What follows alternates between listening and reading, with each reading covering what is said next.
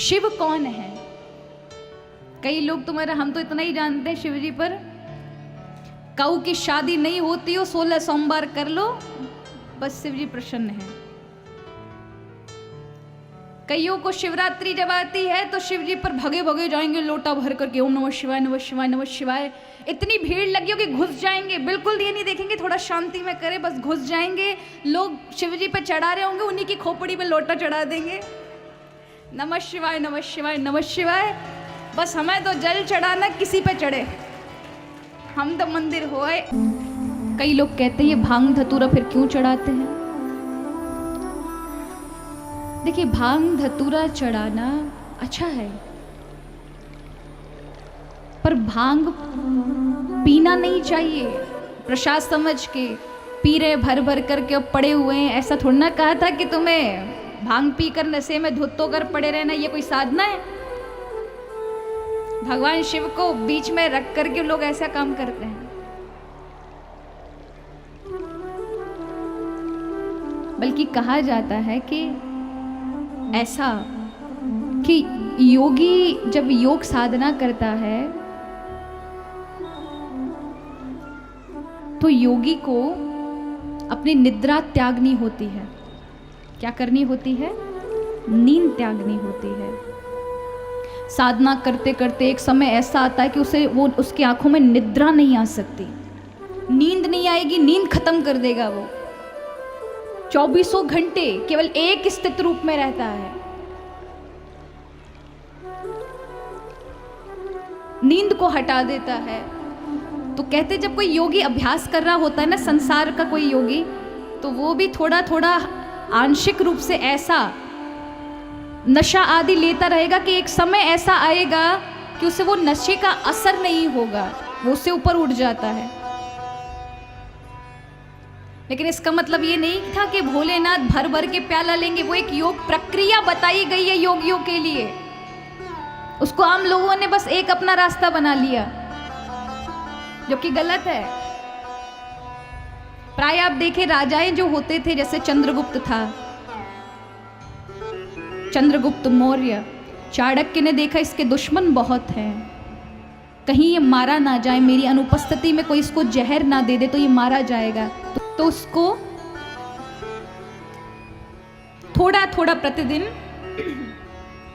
जहर दिया जाता था, उसे प्रतिदिन जहर दिया जाता था हल्का हल्का। और एक समय ऐसा आया कि कितना भी तीव्र जहर यदि उसे दिया जाए तो उसे असर नहीं होगा उस जहर का।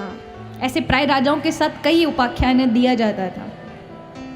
तो ये प्रक्रिया है, उसको लोगों ने आम साधन बना लिया।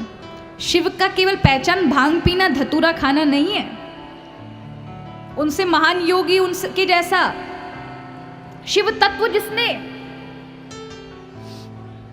इस ब्रह्मांड सारी शक्ति को, त्रिगुणात्मिका माया को बनाया है। और शिवरात्रि क्यों मनाई जाती है? शिव निराकार उस दिन सगुण साकार रूप में, लिंग रूप में, जिसको हम शिवलिंग कहते हैं, उस रूप में प्रकट हुए थे। इसलिए उनका साकार स्वरूप हमारे समक्ष प्रकट होने के कारण ही हम उन्हें शिवरात्रि, वो महारात्रि है। अगर आप देखें तो शिव को तमोगुण प्रधान देवता माना जाता है। क्या माना जाता है? तमोगुण। और जो तमोगुण प्रधान कहे कि नहीं हम नहीं मानते, शिव की हम सेवा नहीं करते, वो भारी भूल कर रहे हैं। जो शिव का भजन करेगा उसे ही बहुत आसानी से शिव जी हरि रूप दे देते हैं। अगर देखा जाए तो कभी भी शिव से द्वेष मत करो, शिव ही हरि है, हरि ही शिव है। एक संत कहते हैं, उनका सुंदर सा एक विचार था कि भगवान हरि का भजन करने से भगवान शिव किसका ध्यान करते हैं? बोले भगवान राम का, नारायण का। और नारायण किसका ध्यान करते हैं? बोले शिव का।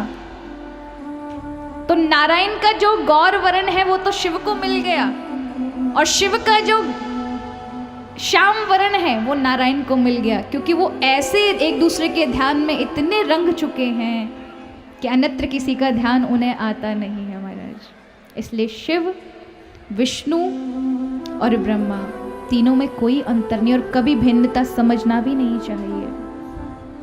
शिव मृत्यु के भय को दूर करने वाले हैं, इसलिए महाकाल हैं। प्रलयंकारी, कालातीत, मायातीत कहा जाता है उन्हें। अंधकार से सबको डर लगता है, अंधेरे से सबको डर लगता है ना, बच्चे डर जाते हैं अंधेरे में, और मैया और ज्यादा डरा देती हैं, वहां भूत है मत जाना अंधेरे में। अगर माँ ही चाहे तो हृदय से लगाकर बालक को अंधेरे में ले जाए और कहा देख बेटा यहाँ कुछ नहीं है, तो एक ऐसा समय आएगा कि उसे किसी की आवश्यकता नहीं पड़ेगी, वो बिल्कुल बहादुर हो जाएगा, निडर, अंधेरे में गहरे से गहरे अंधेरे में जा सकता, उसे डर नहीं लगेगा। उसी तरह से शिव उठाकर मृत्यु के भय से तुम्हें निर्भय बना देते हैं कि फिर आपको अंधकार और मृत्यु का डर नहीं सताएगा, क्योंकि आप उस डर से ऊपर उठ जाते हैं। इसलिए कहते कालों के काल महाकाल, जो काल के भी भय को समाप्त कर दे आपके जीवन से, मृत्यु के भय से आपको ऊपर उठा दे, वही शिव है।